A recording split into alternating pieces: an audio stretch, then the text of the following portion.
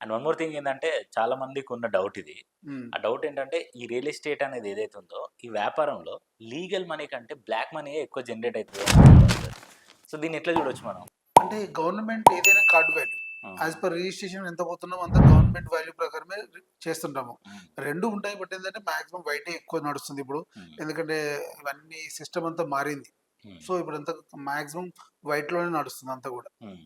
అంటే మరి ఎందుకు అంటే వీళ్ళెందుకు ఇట్లా జరుగుతుంది అంటే ప్రచారం? ఇదంతా అనార్గనైజ్డ్‌గా ఉన్నప్పటి విషయాలే ఇవంతా గూడా. ఇవాళ హుహుహు. కంప్లీట్ ఆర్గనైజ్డ్‌గా మారిపోయింది.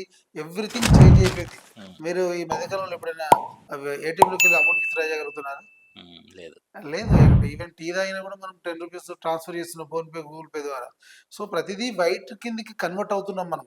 ఓకే. సైడ్ అవుతున్నాం మెల్లిమెల్లిగా. మనం హ్మ్. మెల్లమెల్లగా. హ్మ్. సో, ఇవాళ బ్లాక్ అనేది లేకుండా పోతుంది మార్కెట్‌లో. కంప్లీట్ వైట్‌గానే పోతుంది. ఇంకోటేంటంటే రెవెన్యూలో ఏ ప్రాపర్టీ తీసుకున్నా కూడా దానికి సర్టెన్ వాల్యూ అని ఉంటుంది. ఆ రైట్. వాల్యూ కంపల్సరీ వైట్ రూపంగా ఐదర్ డీడీయా, చెక్కా, ట్రాన్స్‌ఫరా, ఆహ్, ఆర్‌టీజీఎసా, నెఫ్టా ఏదో త్రూ ఆన్‌లైన్ ద్వారా వైట్ రూపంగానే మనం డబ్బులు చెల్లించాల్సిన అవసరం ఉంది ఇవాళ. Yes sir. సో, బ్లాక్ ఇస్తే యాక్సెప్ట్ చేసే అవకాశం లేదు.